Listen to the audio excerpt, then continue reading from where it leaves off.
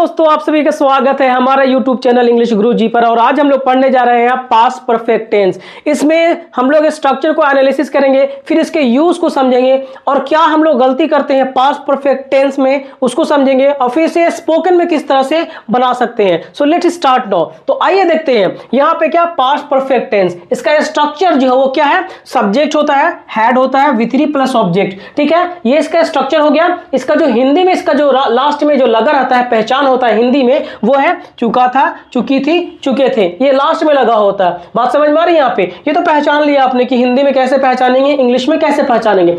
अब इसको आगे देखिए, I had gone to Patna. ये सेंटेंस सही है या गलत है? ये तो पास्ट परफेक्ट में दिख रहा है, हाँ या ना? पास्ट परफेक्ट टेंस है ना, I had gone to Patna. तो ये तो पहचान लिया कि ये पास्ट परफेक्ट टेंस है। कैसे पहचानेंगे? बहुत सिंपल सा एक तरीका है कि ये जो हैड है यहाँ पे, हैड, तो हैड क्या है मुझे बता दीजिए। हैड क्या है? ये पास्ट है ना, ये पास्ट है। मैंने बिल्कुल जीरो से पढ़ाया है आप लोगों को, जाके पीछे लेक्चर देख सकते हैं। तो आई हैड पास्ट हो गया। ये है गया वर्ब का थर्ड फॉर्म V3 है, मतलब यानी परफेक्ट है। ये क्या हो गया यहाँ पे? परफेक्ट है।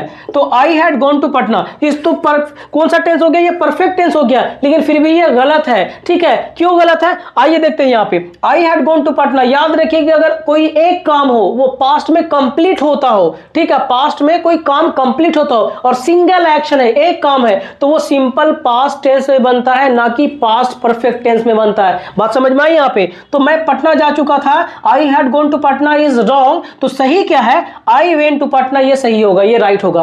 तो हम लोग पास्ट परफेक्ट टेंस का यूज करें तो कहां करें? जब दो घटनाएं, मतलब जब दो काम होता हो, तो पहले वाले काम को हम लोग क्या करते हैं, वो पास्ट परफेक्ट में करते हैं और दूसरे वाले को सिंपल पास्ट टेंस में करते हैं। जैसे देखिए यहाँ पे, जब पास्ट की दो घटनाएं हो जिनमें एक पहली घटी हो तथा दूसरी बाद में घटी हो, याद रखिएगा, मतलब दो क्लॉज में, ठीक है ना, एक क्लॉज में सिंपल पास्ट टेंस का यूज करते हैं, और अगर दो सेंटेंस हो तो वहां पे हम लोग क्या यूज करेंगे, वो पास्ट परफेक्ट का यूज करते हैं। एग्जांपल से और आगे समझते हैं। देखिए यहाँ पे फर्स्ट एक्शन यहाँ पे बिफोर लिखा होगा और सेकेंड एक्शन जो रहेगा सिंपल पास्ट टेंस में रहेगा। जैसे बोलते हैं डॉक्टर के आने के पहले रोगी मर चुका था। तो अगर आप मुझे ये बताइए, डॉक्टर के आने के पहले रोगी मर चुका था, इन दोनों में से कौन सा काम पहले हो रहा है? पहले रोगी मर जा रहा है या फिर डॉक्टर आ रहा है? ये समझिए। तो पहले तो पेशेंट मर जा रहा है ना, उसके बाद डॉक्टर आया। तो हम लोग क्या बोलेंगे? द पेशेंट हैड डाइड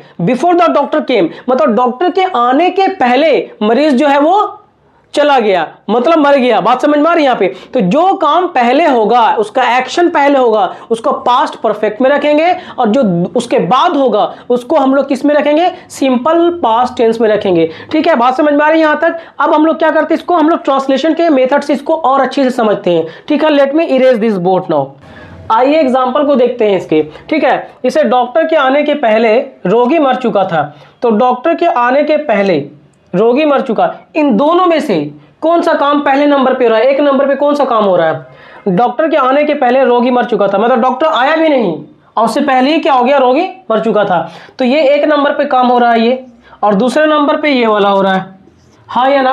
तो जो एक नंबर पे काम होगा उसको पास्ट परफेक्ट में रखेंगे। तो रोगी मर चुका था, तो क्या होगा यहाँ पे? द पेशेंट हैड डाइड, है ना बच्चों? ठीक है, द पेशेंट हैड डाइड, मतलब रोगी मर चुका था।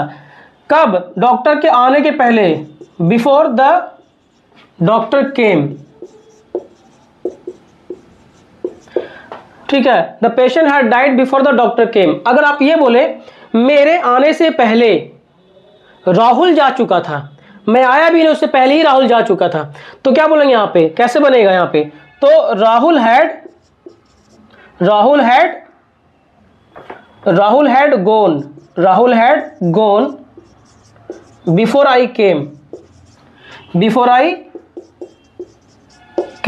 मतलब मेरे आने से पहले राहुल जा चुका था, तुम्हारे खाने से पहले रिया आ चुकी थी।